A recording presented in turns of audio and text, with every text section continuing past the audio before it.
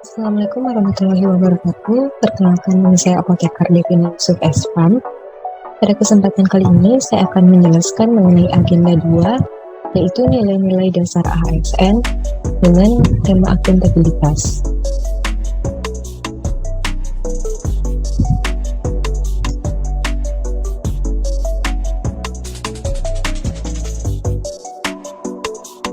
Sinkronisasi telah dilaksanakan pada tanggal 6 Mei 2021 dengan fasilitator yaitu Ibu Dr. Gigi Risa Mars yang membahas mengenai agenda 2 yaitu aneka, akuntabilitas, nasionalisme, etika publik, komitmen mutu, dan anti korupsi. Akuntabilitas merupakan kewajiban setiap individu, kelompok, atau institusi untuk memenuhi tanggung jawab yang menjadi amanahnya.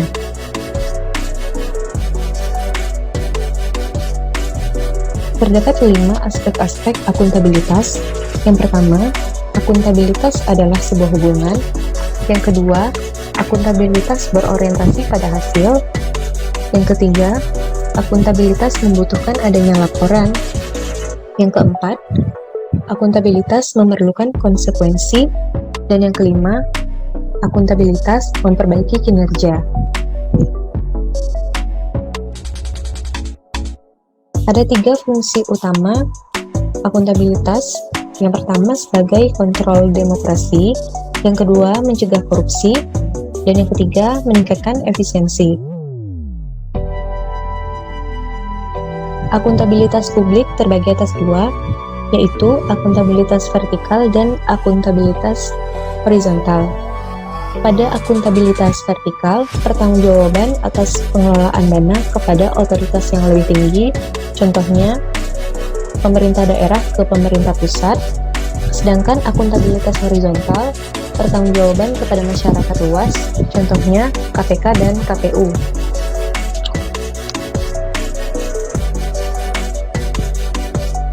Tingkatan dalam akuntabilitas ada 5.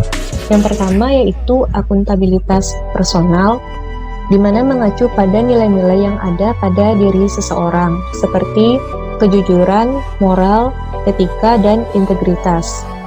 Yang kedua adalah akuntabilitas individu, mengacu pada hubungan antara individu dan lingkungan kerjanya, yaitu antara PNS dengan instansinya sebagai pemberi kewenangan.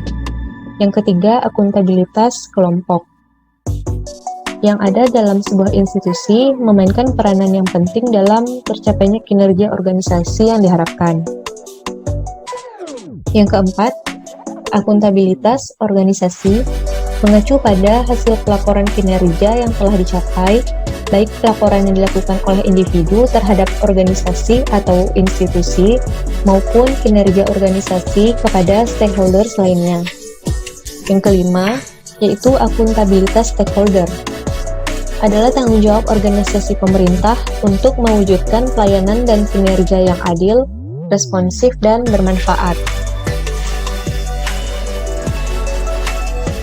Terdapat 4 dimensi mekanisme akuntabilitas.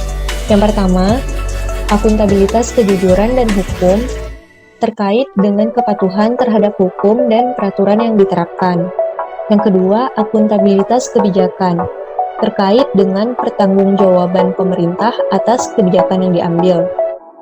Yang ketiga, akuntabilitas proses, terkait dengan prosedur pelaksanaan tugas secara sistem informasi akuntansi, sistem informasi manajemen, dan prosedur administrasi.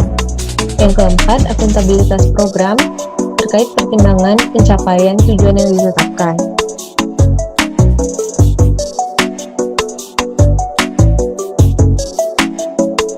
Mekanisme akuntabilitas birokrasi Indonesia. Akuntabilitas tidak akan mungkin terwujud apabila tidak ada alat akuntabilitas.